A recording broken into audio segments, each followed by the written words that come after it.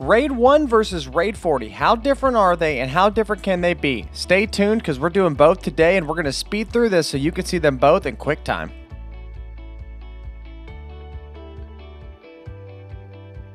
So first, let's go over the basic maze layout.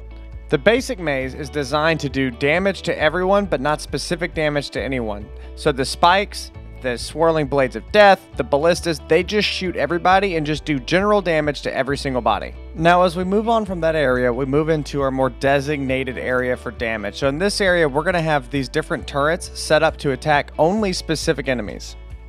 If you're looking to look at that exact screen, check the timestamps around the end of the video. We do have that. We are using two primary turrets today. The automatic turrets, which use rifle ammo, and the devastator turrets, which use that heavy AP ammo, do a lot more damage but cost a lot more to make. With these, you can go through and you can select what can they fire at. For instance, my devastators only fire at elites and bosses, compared to my automatic turrets where they are set to fire at flying, and then they are also set to fire at ground targets. So with this setup, I change it all the time, and you're going to have to change your setup too.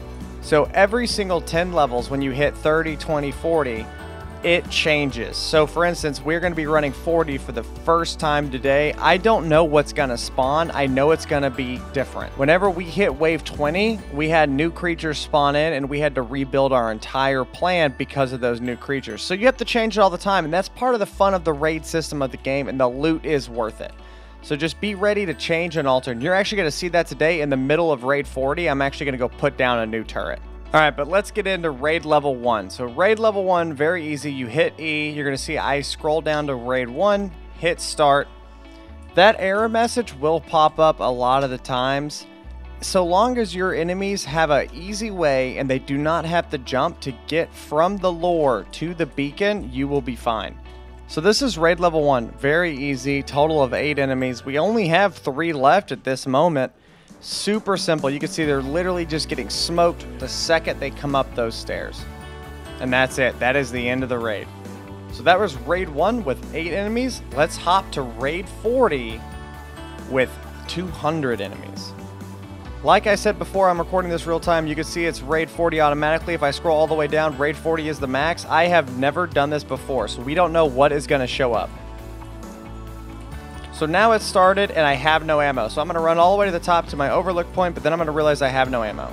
And the first thing I'm noticing right now is the fact that our new enemies are the Vicious. That is what their name is. They do poison attacks, and then whenever you kill them, they actually drop that poison barrel on their back, and it kind of goes off at a bomb. So here, that's not a big deal, but they do inflict range damage, which is very important to note.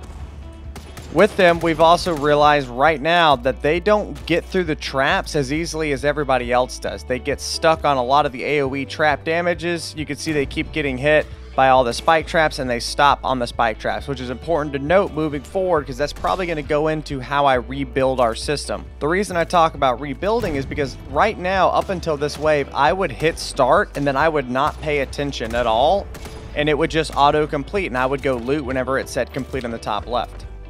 So right now, it looks like wave 40 is going to be a rebuilding phase for me. We're going to have to redo some things here, probably get rid of some of the ballistas, put some more high dealing damage turrets, or make it to where it's very easy for the creatures to get through the maze, but then get into a very high damage corridor at the end full of a bunch of the heavier devastator turrets, perhaps, to do AoE cannon damage. And as much as some of you may not like to hear it, that is part of the advice. Just run the raid, lose the raid, fix your system, rebuild, and create a new defense strategy based on your new information. That's just kind of how it goes. So right now I'm still in a good spot, but I can see that these Vicious guys are getting bottlenecked in the same area, which means a Devastator set to fire at elites only would do really good. So I'm actually going to, right now in the middle of a wave, I'm going to grab the ammo, I'm going to grab the Devastator, and I'm going to place this Devastator down up here where I think it's going to do the max amount of damage. So I have the Devastator placed high. Now I need to run some electrical cable. Got to figure out which one's open. I know there's one open. Run it all the way down, run it all the way up, and right now you're going to see me open it up. So now I open it up. We're going to attack other players. We're going to do all these land, range, melee. I don't care about flying. And then we're going to attack boss and elite. So now this thing is set to fire. And in the upcoming waves, I might make some adjustments. I might do some different things. With the Devastator turret, it's slow firing, so I do not let it fire at flying creatures because it'll miss most of those shots. And you'll notice that a lot of the ground targets, especially firing from high to low, it'll generally hit the ground behind the target, or it'll hit the ground around the target. Unlike the automatic turret, which fires the rifle ammo, that one will generally hit the target in the chest. This one generally does not because it's slower.